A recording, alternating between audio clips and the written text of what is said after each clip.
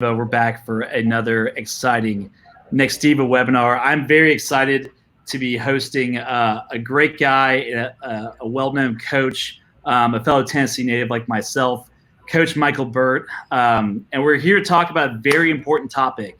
As he says, the one thing that affects everything, and that is confidence, and how to be more confident as a business professional, as a person, and all that good stuff. And I've watched a ton of Coach Burt's content since we scheduled this webinar, and I'm actually really thrilled about this, Coach. I think you speak to something that every single professional deals with. You speak about it with passion, and you have a very systematic approach to it that I think people need to hear, and really excited to share. So thanks, everyone, for joining the webinar. We are going to be taking your questions throughout the webinar. You're going to be able to submit them via the sidebar. So just go ahead and type them in. Coach Burt will be answering them as we go through our presentation. And before we jump into that, though, I'm going to go ahead and give you our quick table of contents. So we're going to do some quick introductions. We're going to introduce Coach Micheal Burt. Well, you know, I was a former championship women's basketball coach, and I started coaching very early in life. But one of the fastest things I figured out as a young 21-year-old head coach was that confidence was the one thing that affected everything. Okay. When mom and dads would drop their kids off to me at 14, they said, my daughter's got a lot of potential. She just needs X. Many times what she needed was confidence. Okay. We're going to get into that. The memory of success, repetition, share of a unique ability to the marketplace. And so I would go to work on the knowledge, the mind, the knowledge, the skill, the desire, and the confidence of the player. And when I got that confidence high and I activated that prey drive, it was over. And that's the same thing we do today with business people. Confidence is the one thing that affects everything. So now we coach business people versus basketball players, and we're coaching some of the top business people in the world, small business owners, all the way up to billion-dollar companies. And I think a good coach should be in the business of building, maintaining, and protecting your swag, man. Yeah, absolutely, man. And whether you're in sales, marketing, you're a business owner, you know, whatever you're trying to achieve, you have to have confidence to follow through and execute and do great things, right? So I think the important thing that we'll be talking about too is I think everyone at some point faces a crisis of confidence. Yeah. And we're going to learn how to, A, get confident, and B, how to overcome lost confidence, things like that. So I'm tempted to go back into this deck here. I think that might have been what screwed us up. So let me give it one more shot, and if it works, great. If not, we will just go sans deck. So, all right, Coach. Can you see my screen okay? I can, yeah. All right, cool. All right, so let's dive in here. So let's start with what is confidence. Go ahead and give us your definition. So if you went to a psychologist, they would tell you that confidence is the memory of success. Okay. Now, I like that. Success breeds more confidence. Working a muscle makes you want to work the muscle more. Winning makes you want to win more. I agree with that. But the challenge with that definition is, what if you haven't had any confidence? Mm-hmm. You know, Lou Holtz used to say, what takes years to build up can take seconds to tear down. Mm-hmm. As confident as I am, there can be things that happen in my personal life, in my business, that literally years of building confidence, it could be torn down in a day. It could be torn down in a second. It could be torn down in a minute. So I believe confidence is an internal knowing that you can create or manifest what you see in your mind, even when other people don't believe you can. Okay. Confidence is the distribution of a unique ability to the marketplace with the reward of love, appreciation, money in return, which builds more confidence. So I've got different definitions of confidence. But I do believe it is an internal knowing that you have the prey drive and guts to see something and go do it. Yeah, and even you make a great point. Even when others don't believe you can, it's not about what others think; it's about what you think, right? Yeah, because most people, you know, they're kind of taking out their insecurities on you. Mm-hmm. Things that they won't try, that they don't think you should try. Things that didn't work for them, they don't think will work for you. And it has more to do. It says more about them than it does about you, right? So I think confident people go places other people won't go. They do things other people won't do. They meet people other people won't meet. They interact at higher levels that other people would never, because of a fear of rejection. And we'll get into that at some point, because a fear is an unpleasant emotion that creates a belief that something's going to harm me. Because of a fear, I don't call people. I don't go out into the marketplace. I don't date somebody new. I don't get married after divorce, whatever, because I got some kind of fear that's holding me back. What I really have is a confidence problem. Yeah, absolutely.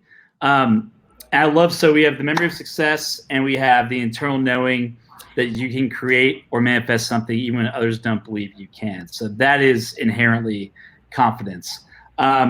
So let's go into how do you get confidence? You have some great thoughts here on that. So how do you get confidence, Coach? How does somebody just start becoming more confident? So I want you to think that the private victories precede public victories. Mm-hmm. Confidence is gained 1 inch at a time through one action at a time. We think about confidence like this. Confidence is a caboose. If it was a train, it's a caboose to knowledge, skill, desire. The more knowledgeable I am, that means the more study I do, the more preparation I do, the more confident I am.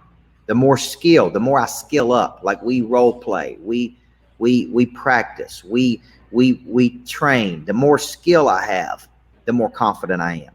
The more desire I put into something, the more confident I am. So when I've got more knowledge, more skill, more desire, a natural byproduct of that is going to be I'm more confident. But confidence is affected in all 4 parts of your nature: how you feel about your body, how sharp you are with your mind, what kind of drive or drive or passion you have with the heart. All of that feeds into your confidence as a person. So you get it through one word: repetition, man.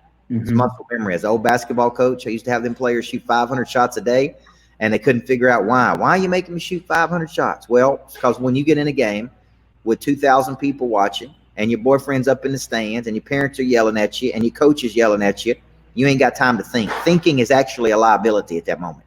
Mm-hmm. What you need to be able to do is just do it. And the way you know how to do it is you did it 500 times a day, 5 days a week. It's 2,500 shots. Then you are confident in taking that shot because you don't even think about it. It's called muscle memory. Absolutely. Yeah. And so you've sort of described it as through a demonstrated capacity of doing. So sort of dive in. That's sort of what you're saying right here with repetitions. You know, right? I've got this book out called The Accountable Church, and one of my favorite passages in the Bible is in Matthew, in the parable of the talents, and I like reading different interpretations of the Bible. And one interpretation I saw, one pastor said it this way: when the person showed a demonstrated capacity to use a talent, they were awarded more talents. Okay, and I heard that, and I'm like, boom. The reason I'm confident today is because I have shown a demonstrated capacity of coaching thousands of people over the last 27 years. Okay. It's not arrogance. It's, I know I have a certainty and a conviction about me because I've seen it work, man.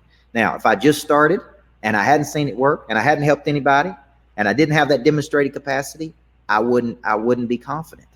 But there's a something happening in our society where there are people who do not have a demonstrated capacity, but are claiming to be experts. Mm-hmm. I want to know, if you're telling me how to sell, how much are you selling? If you're telling me how to build an organization, how big is your organization? If you're telling me how to make money, how much money do you make? Like I want to know that you've actually done it versus you're just getting on Instagram or Facebook and trying to tell me how to do it. And you ain't even done it. Like I still trying to tell people how to win championships that ain't won championships, or how to write books that ain't written books, or how to speak. You know, I saw a guy the other day that said he's a professional speaking coach, and I'm like, well, are you getting paid to speak? Because if you ain't getting paid to speak, you ain't a professional speaker. You ain't even a professional speaker. How could you coach people how to get paid speaking? So I think, to me, that's a false sense of confidence, a false sense of reality, and I'm seeing more and more of that in our society today. Is a total detachment from the reality of what's happening. Yeah, and I mean, you make a great point that everything comes down to doing it. You call it long obedience in the same direction, doing the same thing over and over and over again, achieving those small wins. You know, like it's like going to the gym for the first time versus going to the gym for the 1,000th time. You're going to feel much more confident the 1,000th time that you go into the gym than you do the first time, or the first time you try to overcome an objection in sales versus the 1,000th time. Yeah. And that all goes back to the memory of success, right? That like when you have successfully overcome an objection in sales, you have that internal memory of it, and you sort of have this like muscle memory of here is how I did this, and you can just react and do things appropriately. right? That it all kind of works together, correct? Yeah, I think when you hear long obedience in the same direction, that's actually a book title by Eugene Peterson, and it's a great title. Because what I study mastery, okay, and you're going to hear people say that mastery is 10,000 hours of practice, and that's what Gladwell wrote about in his book, 10,000 hours of practice. But Erickson, the guy who did the study, said it's not just 10,000 hours of practice; it's 10,000 hours of consistent practice, deliberate practice with a coach, with correction. Like you could do something for 10 years and not master it. The mastery comes in that long obedience in the same direction. I'm doing it. I'm working the muscle. I'm getting correction. I'm getting feedback. I'm changing. I'm improving. Okay. So I'm more interested in mastery than cotton candy. There's a lot of cotton candy out there. What I like is true people who have mastered something. I did another webinar today with a real estate agent who's doing over 100 deals per year without a team. And he's on Instagram and he's moving and I think people think he's not legitimate. Man, it didn't take me but 15 or 20 minutes to know this dude is legit. Like he puts the work in. He knows what he's doing. He's mastered that craft. It's not smoke and mirrors, man. He has got a demonstrated capacity of doing it. It was confidence. It wasn't arrogance. It was like, this dude knows how to do it, man. And it only took me just a few minutes to figure that out. We don't need a year to figure it out with people. We just need a few minutes to know this is a legitimate person, man. They've done it. That's a great point. Going back to confidence and the way it benefits you in everything you're doing, right? Because when you see a confident person, it's like it registers on like a subliminal level that this person is confident. I trust what he's doing. He knows his stuff. He or she can help me in whatever they're professing they're gonna be able to help me on, right? Yeah, I just think I want to go back to that demonstrated capacity. The people you're seeking counsel from, you need to know they've done what they're telling you to do. You don't want to go to a broke financial advisor, an out of shape doctor. You don't want to go to a coach that's never won anything or produced anything. You want to say, hey man, I want to just see the resume of what you've done and how you can help me get to the higher frequency. Absolutely. And so one of the things, going back to sort of how do I get confidence as an individual, you make some great notes about things you can do. Every time you make and complete a commitment to yourself, every time you do a small action for yourself, it's the private stuff you're talking about, that builds confidence, right? Can you talk more about that? Yeah, and I want to give an example here. Jorge, you over there? Can he hear me? Come over here. Jorge, come here for a second. So about 90 days ago, something like that, I hired a guy on my team, on my payroll, by the way. Look at this big scary dude right here. Look how big this dude is. Hey. Okay. I hired this guy to be my personal trainer and to look out for me and make sure everything's good everywhere I go. And the main thing though is he's got me now in the best shape of my life. I'm stronger than I've ever been. He's got me working muscles I never worked. Now, what do you think that does for my confidence? It has to elevate it. Yeah, so here's my point. Now that I'm working out on a consistent basis with a trainer, with a professional, with a person who's pushing me at that level, now I'm finding new levels. I'm finding levels I didn't even know I had, man. I'm finding muscles I didn't even know I'd ever work. I'm finding hidden potential. So what that does is it elevates my confidence, gives me more energy. But here's the interesting part of once you start building confidence, you get very protective of it. Like you don't want, like now I'm like, man, I don't want to miss a day working out. Like that's I want to work the muscle. It's the whole concept of working a muscle gives you more confidence. That muscle could be making outbound sales calls. It could be getting in front of the people to speak. It could be knocking on doors, going door to door. It could be making presentations like this where you get better and better and better and better. And the better you get, you're like, man, this is good. This feels good. Yeah. But that's what that dude has taught me, is how to get tougher physically. But there's a bigger parallel there, and it's the usage of a muscle builds confidence. Any muscle, the more you use it, the more it works, the more you're going to want to use it more and more, man. That's the big lesson there. Absolutely. And it goes to everything from I remember when I was at my last company, I was our marketing leader, and I wrote all this content for us, and then I ended up teaching myself Google Analytics because I cared so much about, is this content getting viewed? How's it getting viewed, et cetera? And it sort of was built, it all sort of builds upon each other because you want to protect what you're building and you want to enhance it. And so it's fascinating how that's like a natural, when you do, I feel like that's a natural outgrowth of doing things for yourself that are positive, whether it's physical or with work, right? Yeah. So I love it, man. So we're going through back through this demonstrating capacity of doing long obedience in the same direction, small commitments to yourself, and completing them. Love it, Coach. So let's go to what people can do to build confidence. And we're talking, I love what you talk about here with planning, nourishing your mind, body, heart, and spirit, staying in a dynamic state. Can you go through that with people? All right. So think about energy as 3 states. We're all in 3 states of energy. Mm-hmm. We are either dynamic, and a dynamic person is interesting, curious, hungry, moving. Like they're open. They're not guarded. They're open people. They're out in the universe trying to do big things. You find they become people of interest. You're like, man, that dude's doing things. He's dynamic. Then you got static. Static is stuck, complacent, in a rut, bored, stationary. Okay. Then you got entropic, which is disintegration. And these are cycles we go through in our life. That's the cycle, right? You're either it's like an airplane. You're either ascending at a static position at 30,000 feet, or you're descending. Okay. And so when you're thinking about this concept of how do I build confidence, I want to get to a dynamic state. So how do I do that? I go to work on all 4 parts of my nature. So for the body, I'm working physically on myself. And for me, that's training daily. That's eating right. That's taking the vitamins I take. That's working out at a high pace every day. I'm protecting the body, man. I'm confident in the body. Then I'm working on my mind. I'm reading something daily. I'm listening to podcasts. I'm studying. I'm going to conferences. I'm getting coaching. I'm learning, right? For the heart, I'm protecting my heart. I'm guarding my relationships. I'm protecting my passions. Okay. I'm feeding that daily. And for the spirit, I'm feeding myself. For me, I'm a spiritual person. So, for me, that's how I start my days, with what I read. It's being in a dynamic state. It's a lot of what I talk about in the Accountable Church book. But to me, I'm feeding the spirit. Like I'm feeding all 4 parts of my nature. Okay. Now, when one of those parts is not operating at a high frequency, the body, the mind, the heart, or the spirit, your confidence is going to drop. When you're not confident in the body, your confidence is going to go down. When you're unprepared, you haven't prepared to come into the day, you don't know what you're doing, your confidence is going to be low. When you're not operating in a strength zone or passion area, and you're not using your unique talents to distribute to the world, you're going to feel stuck in the heart. When you have bad relationships with people close to you, or you don't feel this beat, you're going to be low on confidence. When you're not connected spiritually the way you need to be connected, your confidence is going to be low. You got to feed all 4 parts of your nature. Okay, that's how you build confidence. So you said, small victories, daily actions, getting up when you say it, working out like you say it, reading what you said you're going to do.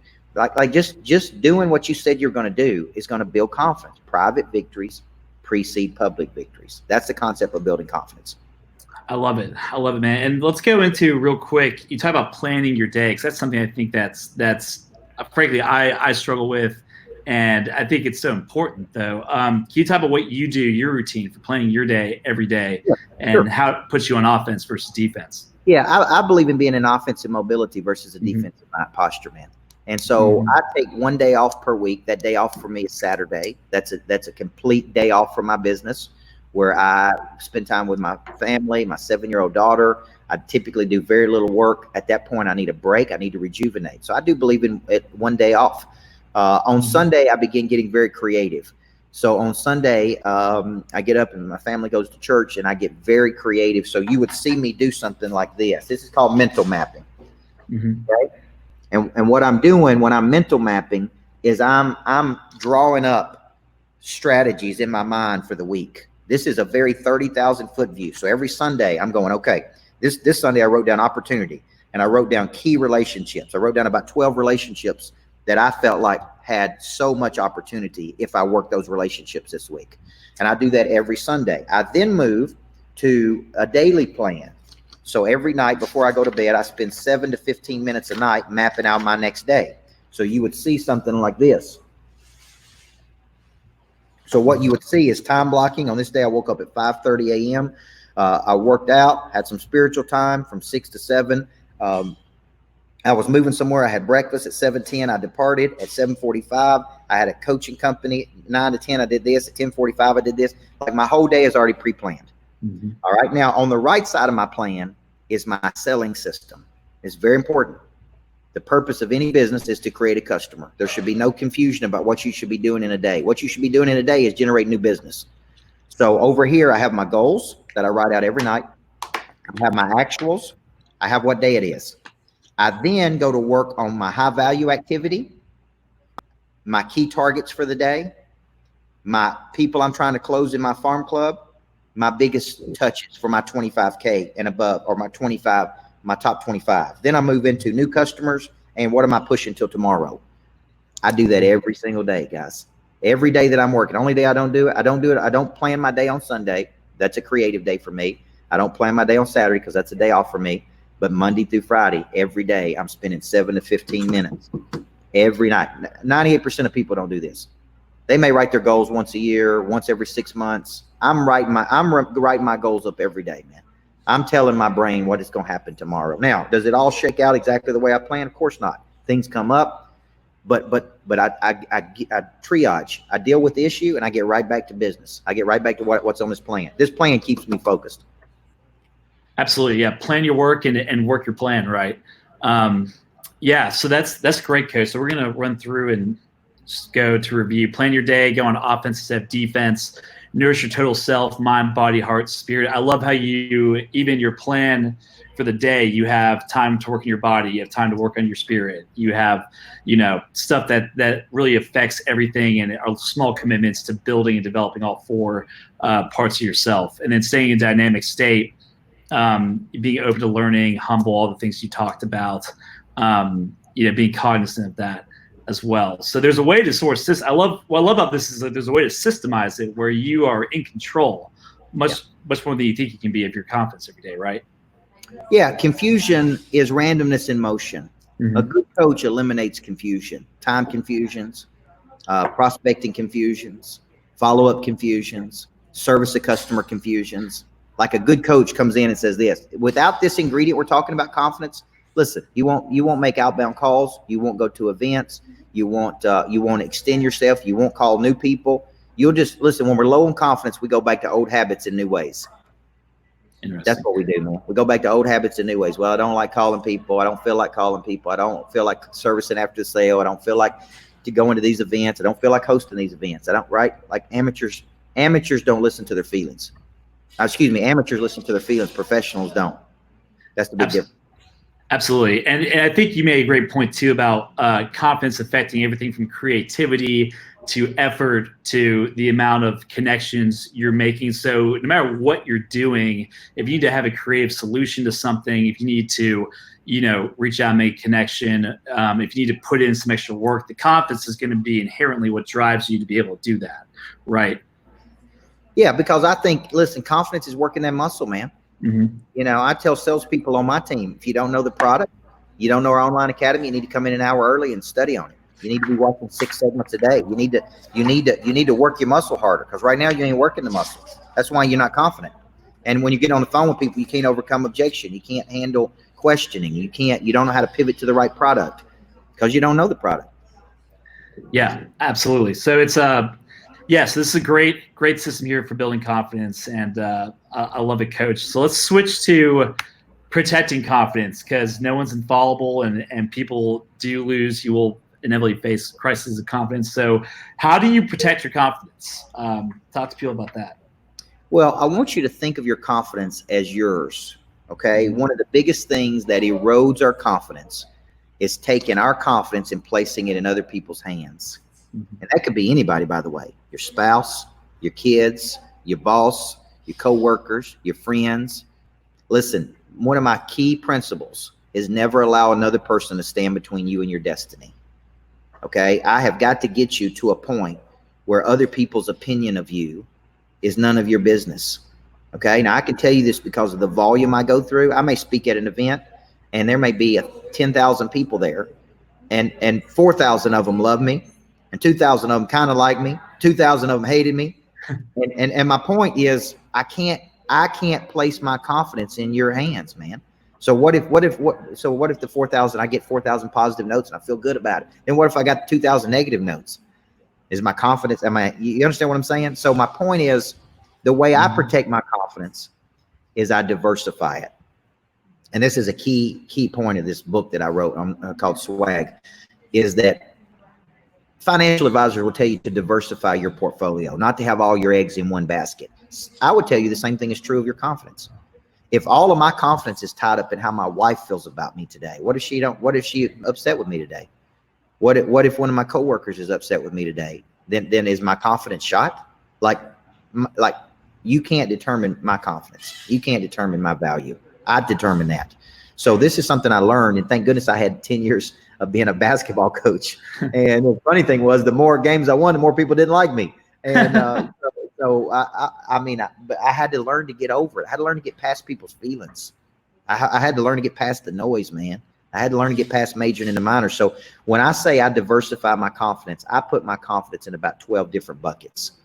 Okay. Because I know at any given time, not all those buckets are going to be operating correctly.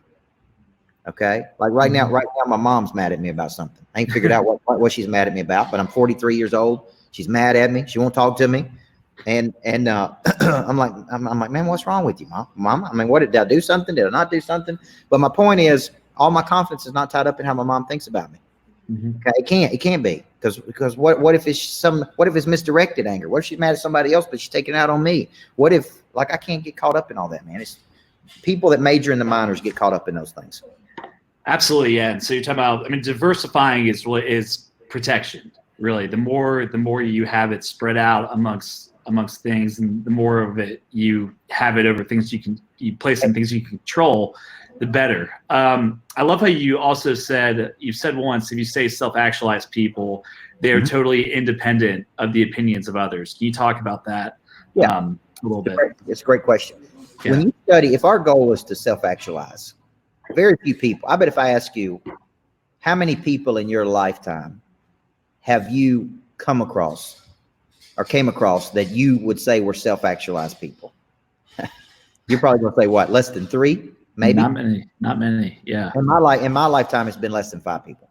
I'm talking about people that are clicking on every cylinder they've got. You're like, dude, this dude is operating at a frequency I can't even think. Right? It seems like they're self-actualized, which is the movement toward your fully realized human potential. Okay. Well, one of the traits, there's X number of traits of self-actualized people. One of the traits of a self-actualized person is they are totally independent of the good opinion of other people. That means they do not care whether people like them or do not like them. They are beating to their own drum. They're moving toward a frequency. They're doing something. And I think when it comes to protecting your confidence, I want you to think of it as you have the key to it. Okay. I used to have people say, well, that destroyed my daughter's confidence. And I said, well, my job is to teach her that no other person can destroy your confidence unless you let them. Between stimulus and response is a space, and in that space lies our ability to choose our response. Meaning you can say whatever you want to me, about me. It's up to me to decide if I'm going to, right? That's why I love the saying, never wrestle with the pig. You both get muddy and the pig loves it. So number one, I can't get caught up in all that, man. I got too much to worry about to let other people affect my confidence. So what I do is I take my confidence, I diversify it. I'm working on my body, my mind, my heart, my spirit, my relationships, my business.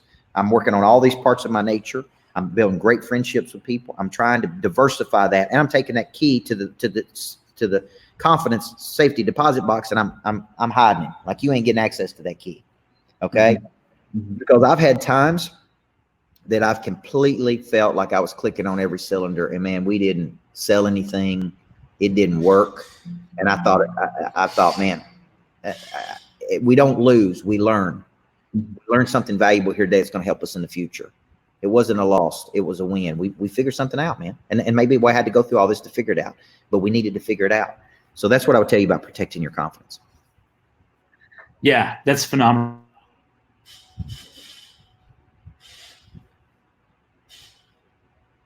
Fuel.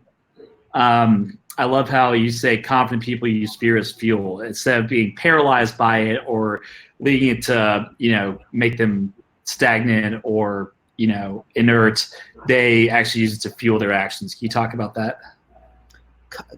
Just because a person is confident does not mean they don't wake up scared. Mm-hmm. Okay, you gotta not confuse this. Confident people wake up scared just like everybody else does. They have feelings just like everybody else does. The difference is, how do they use fear? Okay, can tell you from coaching thousands of people, when lots of business owners get scared, the very first thing they do is start cutting things. Right? Like they cut, like we got to cut expenses. We got to cut this. We got to cut that. I would tell you that's the exact opposite thing you need to be doing. Big time people use fear to activate prey drive. It's like, I'm scared, and because I'm scared, I'm going to work harder. I'm going to make double the amount of phone calls. I'm going to work the selling system harder. I'm going to do what I'm supposed to be doing because I ain't been doing it. Like fear, disappointment, anger, anxiety. These are all emotions that can be used to produce at a high level. So when I get scared, I double down, man. I don't cut things. I create more. That's the sign of a big time person. And I would tell you, listen, we have people, we're coaching all kinds of people around the country. First time they get scared, they want to quit the coaching. I'm like, oh, I can't afford to get coaching. I'm like, man, cut out drinking beer on the weekend. Cut out goofing off. Cut out eating out at Longhorn Steakhouse 4 times a month. What you need to do is get buckled down on what I'm teaching you. I'm going to show you how to make more money. I'm going to teach you how to build, maintain, and protect your confidence. And what is that worth, by the way?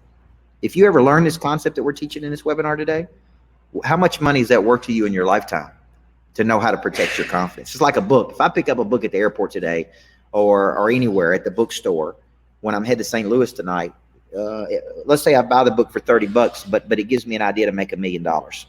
Is the book worth $30 or is it worth $1 million? Mm-hmm. See, that's how you got to be thinking about this concept. It's an intangible, but man, it's powerful. Protecting your swag is powerful. I love it. I love it, man. And I love the crazy thing about fear is that action kills fear. Like if you want the fear to go away, it's like the best thing you can do is take action and follow through, with, your promises to yourself, et cetera. And that like magic, the fear will dissolve,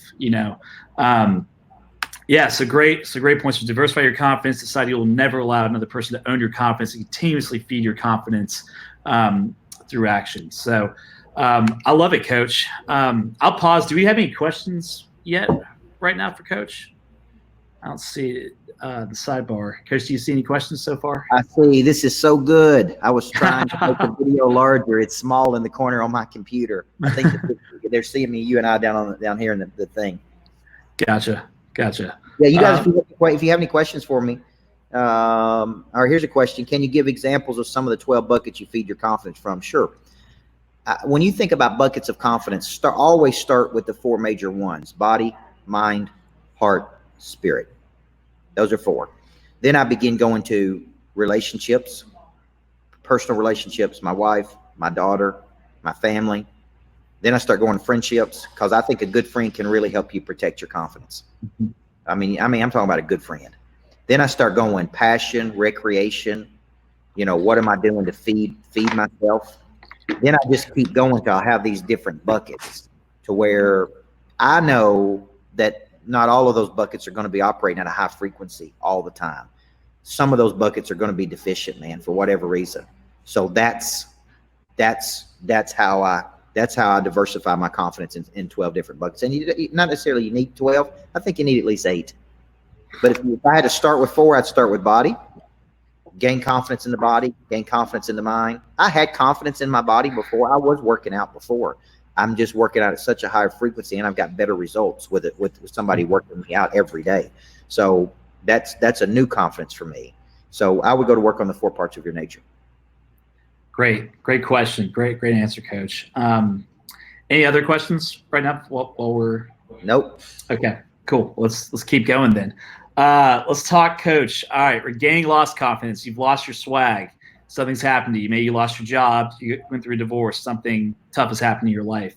Talk to me about how to regain lost confidence and the 3 things they can do. All right. So when you lose your swag, and like I said, what takes years to build up can take seconds to tear down. Mm-hmm. I mean, you get bad news, sale doesn't come through, whatever. somebody attacks you, sues you, whatever it is you're going through. Okay.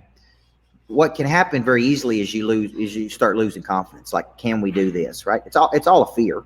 Fear of, can we produce money? Fear of, can we keep living this lifestyle? Fear of losing everything. So what I do, so we just remember, when you're low on confidence, you can always borrow from somebody who has a lot of confidence. Okay. So one of the things I do is, when I'm start feeling small, or I'm scared of what's going on, I immediately start tuning into somebody who thinks big. I'm watching their videos, I'm listening to their podcasts, I'm reading their books, and I'm snapping out of that fall. I'm snapping out of that little bitty thinking. Okay. So how I regain confidence is when I go low, I borrow from other people. Number two is I start working a muscle, man. I start doing something. Confidence comes through repetition, systematic, consistent, ongoing action. It never comes from stagnation. Like you said earlier, action cures a lot of fear. Yeah, man. What I do is I take action.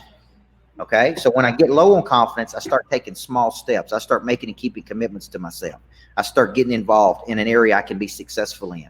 I start with one area of my nature and I begin working on that. But more importantly, I see people lose confidence in sales. It's like they have a bad month, or a bad day, or a bad week, or they lose a sale, or somebody quits on them. Here's the solution to that, man. You need to have so much volume that it don't phase you when one person leaves you, acts crazy, acts a fool, freaks out. Like, you need to have enough volume. Volume is the solution to a lot of sales problems. Okay. So what I do is I get in there and bang out phone calls, and I get in there and make connections, and I get in there and do video. Like, sometimes some of the videos I do are for me. They're not for you guys. It's like, man, I need to coach myself up this morning on this. I need some self-encouragement. Okay. Now, there is a question here that I think is a good question. How do you know your feeling of confidence is not arrogance? That's a great question. Arrogance is when your self-appraisal is higher than your market value. Is you overvalue yourself. Okay. Now, I'm studying human nature right now, and it goes into narcissism. Every person is narcissistic in some way. Narcissism is a form of self-love. People that are overly narcissistic have a deficiency, or had a deficiency of love at some point in their life. So they're having to love themselves more. Okay. If that makes sense. But everybody has a deep affinity with themselves. Everybody thinks they're good at something. Everybody has a love for that. Arrogance is when you are really claiming to be better than what you really are. And I do see a lot of that in an Instagram world, a Facebook world. People in front of Lamborghinis and cars, and it's, I'm not saying that's a bad thing, but I'm saying sometimes it's a false sense of confidence, or what my buddy Matt Monero would be, a false positive. I'm more interested in being good than looking good. Okay. And because I'm interested in mastery, that's just the coach in me. So I think confidence comes through mastery. So why did I lose my confidence? I placed it in other people's hands. I wasn't prepared. I underperformed. Right? I let something else shake me. Like, that's how I lost it. Now, how do I get it back? Go back to the discipline of doing it. Go back to the fundamentals of doing it. Great answer, man. And going back to, I think you made a great point about the arrogance versus confidence, comparing people who are like public speaking coaches who have never spoken before, or been paid to speak, things like that. So it's where your actual market value, like you said, is at the same level as your confidence level. And then you talk about too, working the system is another thing you can do to regain lost confidence, is working your process, and just go into that, I guess, real quick. This system I have, this selling system, like, if you don't have a selling system and you're running a business, the purpose of the business is to generate customers. So the selling system it gives me confidence. I know the system works because it's worked with so many people. So what I'm going to do is I'm going to go to that system, and I'm going to work that system, and I'm going to know that when I work the system, something's got to happen. Selling is a game of probability. If I make 200 phone calls versus 12 phone calls, I'm going to feel more confident on 200 than I am on 12. Okay. So that's part of the question. Now, one of the questions I see here is, do you believe in daily affirmations? Pam Mender said, do you believe it? Absolutely. I believe in the first sale you got to make every day is to your own self. The first person you got to believe in is you. So I have some affirmations, like, I am a person of interest. People are counting on me to show up and deliver today. My positive energy is going to be greater than any negative energy I face. Okay. I will take more action. You know, I mean, I'm coaching myself in these scenarios because sometimes there is nobody else there to encourage you. You got to self-encourage. Okay. Versus relying on other people to encourage you all the time. Yeah. That's a great point about daily affirmations. You know, it's that self internal dialogue. You know, what are you saying to yourself? You know, and how's that affecting your confidence, right? Yeah, I mean, I think some of the worst conversations we have are conversations with ourselves. Mm-hmm. How some people talk to themselves privately, it's terrible. You know, they would never talk to other people like that. The way they talk to themselves. There's this self-talk is so critical. Like you have, like when we study self-esteem in school, positive, like I have a 7-year-old daughter, and you know, she's now learning who she can trust, who's good friends, who are not. She's talking to me this morning on the way to school about who her friends are, who she can't trust. I mean, she's 7 years old. Mm-hmm. You know what I'm saying? I mean, but she's already socially learning these things. Like, I need to stay away from that person. I need to not be involved in that with that person. I need to, but her confidence, her self-esteem is really being formed right now. Okay. I have an only child, and I know we go down to the local parks and stuff, and she always wants to play with other kids. Like, she's just dying to have a sister. But I noticed that sometimes some of those kids may or may not want to play with her. And my daughter can't understand why.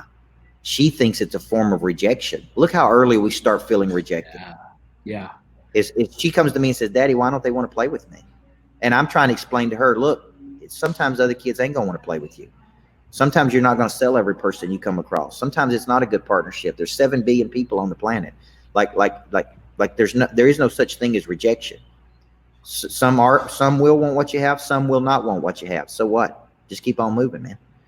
That's a big piece of confidence.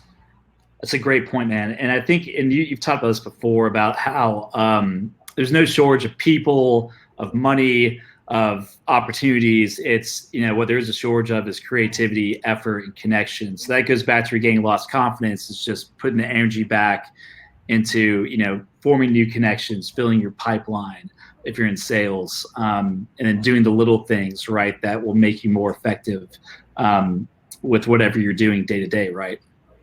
Yeah, I mean, you got to come to this conclusion that there is no shortage of opportunity. Mm-hmm. There is a shortage of courage. Mm-hmm. There is a shortage of follow through. There is a shortage of creativity. There is a shortage of confidence, but there is no shortage of opportunity. You know, that's why. Would you rather have $1 billion, or would you rather have 1 billion friends? Because if you had 1 billion friends, you make more than $1 billion. Right. All the money you're looking for is in the pocket of other people. You ain't connected to those people. See, being famous today, like when I wrote the book Person of Interest, confidence is one of the characteristics of people of interest. Being famous today is not being on a pedestal. It is how many people feel connected to you, how many people believe in you, how many people get an energy from you. That's how you become famous today. Okay, because you got something valuable to say to the world, and other people align with that. There's an affinity with that. Yeah. It's there's a magnetism, if you will. So going back, I love it. And we to add borrow. I love your thing about borrowing confidence from other people. That's a great point. Borrow from other people, take more action, increase the volume of what you're doing, and work your system. Those are the best ways to regain lost confidence. Great stuff, Coach. And then we've got one last major topic here, and this is relevant for people in sales, really for anyone. If you're trying to pitch something internally at your company, you know, something like that, how do you overcome objections? So talk to people about overcoming objections, what they are, and how to overcome them and get past them. I think it's important to understand that what some people think are objections are not true objections. Mm-hmm. You know, an objection is an opposition of thought. An objection is, you know, I asked my sales team the other day, what's the top 2 objections you get? I said, it's simple, time and money. I don't have the time. I don't have the money. Well, you're never going to have the money until you take the time. You know, I mean, you never, like I say, we could have this talk today, or we could have it 6 months from today. But if you want to increase your income, why would we waste 6 months? Like, there's formulas to overcome objection. Like, first I agree, you know, then I listen, I agree. I ask isolation questions. I do like the isolation question when I'm overcoming objection, meaning, is there any other reason outside of this one thing that you're telling me that's keeping you from moving forward with me?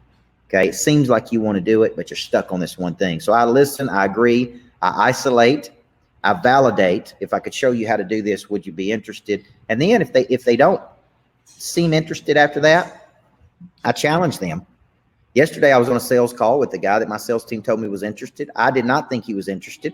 So about halfway through the call, I said, man, on a scale of 1 to 10, how serious are you about this? Because it don't seem like you're very serious. I said, it seems like you're at a 1 or 2, man. And I you know, I don't want to waste your time. I certainly don't want to waste my time. Then when I said that, he's like, no, I just don't have enough information. Like you're right. Like he's acting disinterested. I challenged him. Okay. And I said, on a scale of 1 to 10, how serious are you? Doesn't seem like you're that serious. Seems like you're at a 1 or 2. And I only work with serious people. So then at that point, he's like, oh, no, I'm serious. I'm like, well, are you serious about growth? Are you serious about having a coach? Are you serious about me helping you? Are you serious about me getting the results that I've got from other people in your industry to help them get a significant lift in their business? Then we were able to have a conversation. Yes, I am serious. I just need more information. I don't really understand what it is. Okay, great. So if I send over some information, you're going to look at it, right? I ask very specific questions when I'm selling. I ask great discovery questions. Mm-hmm. Okay. And I think a lot of people don't see an insecure person wouldn't do any of that. Right. See, when that person seemed disinterested yesterday, an insecure person said, okay, I'm sorry to bother you. You know, I just challenged the dude, man. It seems like you're not that interested on a scale of 1 to 10. How interested are you? How serious are you? Right. And so I think it takes a confidence. Now, I was with one of my salespeople yesterday and she was telling me, I don't have the status you do to ask those questions. I don't want to come across as arrogant. And I said, you could say, you know what Coach Burt would say right here, right? Or this is one thing we teach in our company is that we lose 10% of momentum every day we don't act. Or we can't help you until you commit, but once you commit, we're not going to let you fail. So we have scripting that we use to get a person across the finish line. But without any confidence, the script don't matter. The script ain't going to talk to the person. You're going to have to talk to the person. So I got to build confidence, man. I got some people on my team right now, their confidence is higher than it's ever been. And why? Having success, working the muscle, working this. They're doing everything we're teaching in this webinar today. I love it. Yeah. So you've given them preparation. You've got, like, I love that you use scripts and they specifically address issues people might be having, and then digging into, you're kind of discovering sometimes what the opposition thought is, right, with these challenging questions. You have to you're doing that's the whole purpose of discovery calls, right, is discover the opposition thought and then combat it, right? Yeah, because a person can quickly go from no interest to interest in one conversation. Like the people watching this webinar today, before the webinar may have had no interest in me ever being their coach because they didn't even know who I was. Okay. So the concept of having no interest is now there is an interest, or now there could be an interest, but there was no interest before. Right. Right. So what if I picked up the phone and called each one of those people and said, hey, this is Coach Burt. What did you like about today? What did you not like? What are you looking to do? I'm here to help you, man. I want to connect to you. I want to have good intention, and I want to help you get to a better place in your life. And I believe we can do that. So that takes confidence to have that phone call. Okay. It takes confidence to take action like that. Yeah, and so going back to taking that action and confidence, you talk about internal considerations being a prohibitor of people maybe doing that follow-up phone call and that sort of thing, or asking those questions. Can you talk about removing internal considerations? A consideration is an internal thought that prohibits an external action. And I taught a course on this last year. It's one of the best courses I think I've ever taught, because we have so many internal considerations, like, oh, I don't want to seem like I'm stalking them. Oh, I don't want to seem too aggressive. Oh, I don't want to follow up 7 times. Oh, they're not going to answer the phone. Oh, what if they don't like me? What if they tell me to get lost? Like we have all of these things internally that prohibit us from taking action.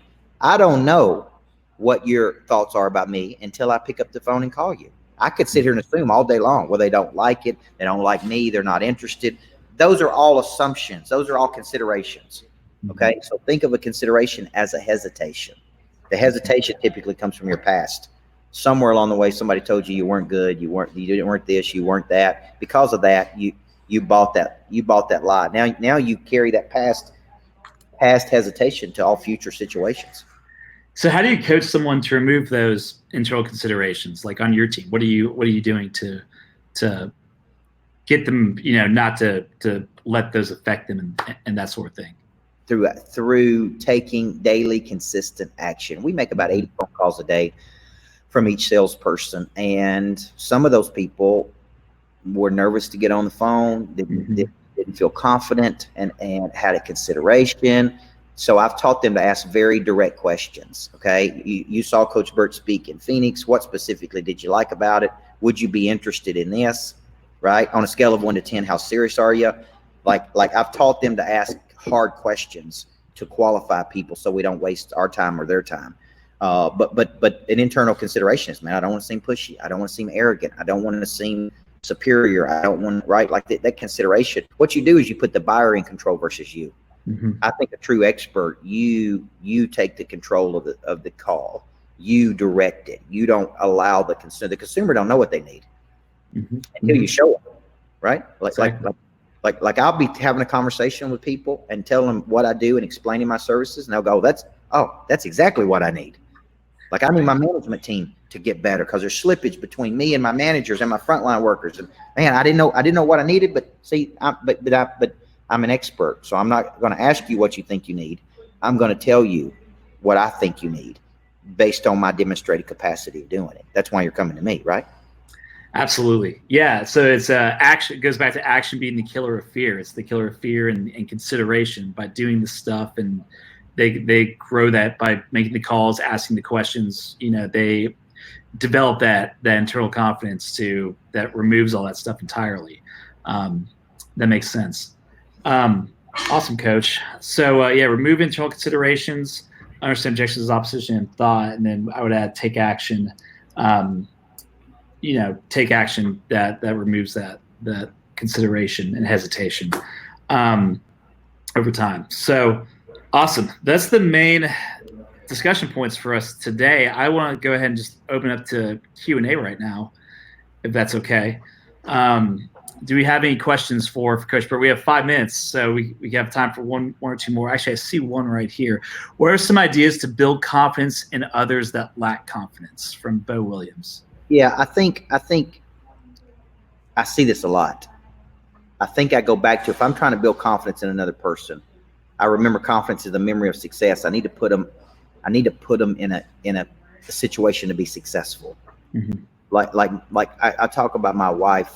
She is writing her own books now, doing her own thing, and now companies are hiring my wife to coach the women, which is something she's never done before. So she's not overly confident in that area, although she has written a book for women. It's called it's called Living with the Monster, by the way. And so I affirm and validate her. You can do this. I believe in you. Let's go through what you're going to talk about. Let's work on it. And then every time she does it, she gets more confident. See, overcoming the insecurity is doing it, no matter what it is. Okay, so I encourage people to get in the ball game, man. You're never going to be confident if you don't try. You're never going to do it if you don't make that first phone call. You're never going to do it if you don't get rejected one time. You know, like a dude today on a webinar, I thought he had such a great line. He said, if I was doing a recipe of success, it'd have 2 cups of rejection and 3 glasses of sounding stupid and 2 ounces of you know what I'm saying? I mean, I thought it was just such a cool formula. He's like, when you mix it all up, when you mix the whole thing up of all those things, then you become successful. But the road to success is through these failures. It's through trying and working the muscle and go, man, it didn't work. It's okay that it didn't work. Too many people see things that don't work as, points of dramatic points. Here's my point. Big time people try things and they don't work, man. And it's okay. Some of the stuff we do is going to work. Some of it's not going to work. Absolutely. And it goes back to Bo's question, building confidence in others. You can be the person that someone borrows confidence from, right? Like you say, borrow confidence. That's the affirmation, the validation, the encouragement, the coaching, like that. You're now that your energy is being transferred to them. They are going to become more confident, right? Yeah, I think I'm more confident when I hang around confident people. Yeah. So when you're low on confidence, borrow from other people. Get around big time people. Expand your thought. Go to places. Like go experience it. That will build confidence. Yeah. Absolutely. Great question, Bo. And we have 2 minutes left, so I want to wrap up here. First, I want to say, Coach, thank you so much for coming on. This is so important. This is awesome content for everybody. And I also want to plug you being at NextCon in a month here in Phoenix. I encourage everyone, and maybe you've already attended or registered. I'm sorry, you've already registered. If you haven't, check it out. There's a link here in the sidebar. It's going to be an awesome presentation from Coach there as well. And then we've also linked Coach's website, his books. You've got a ton of stuff out there for people, man. I really encourage people to check you out, because even just from watching what I've seen and just even today talking, I've learned so much, man. I feel more confident just from this conversation, Well, I think for those that are looking at coming to this conference, I would tell you, no matter how good the webinar is, it's going to be 10 times better in person. I'm a live person. I love live events. My goal is to bring an energy, but bring a deep methodology to you. And you walk out of there going, this is a game changer, man. This is not a game changer, it's a life changer. So I would encourage you to come out to Phoenix and be with us. I'm excited about speaking at this conference. I get to speak all over the country, and it's a great energy exchange. This is a popular topic, this confidence piece. But what I'll be talking about that day is sales tactics and strategies on how to build your business that we're coaching some of the top people in the world on. Yeah, absolutely. It's going to be awesome, man. So everyone take a look at that in the sidebar. Coach, thanks so much. This has been a pleasure, man. I can't wait to see you in person in Phoenix. Awesome. Well, you did a great job. I want to commend you on your doing homework, watching the videos and reading the books, because I can tell that you were a confident interviewer because you knew what you were talking about. You didn't wing it. You didn't ask bad questions. You did the work, man. And I appreciate that, because it makes a great interview. It makes a great interview. So thank you for that. Yes, sir. Well, yeah, it's it's enjoyable topics to learn about. So important stuff too. So it was pleasure's all mine. I get more out of it than anybody. So thanks so much, everybody. We're going to sign off here. Thank you, Coach.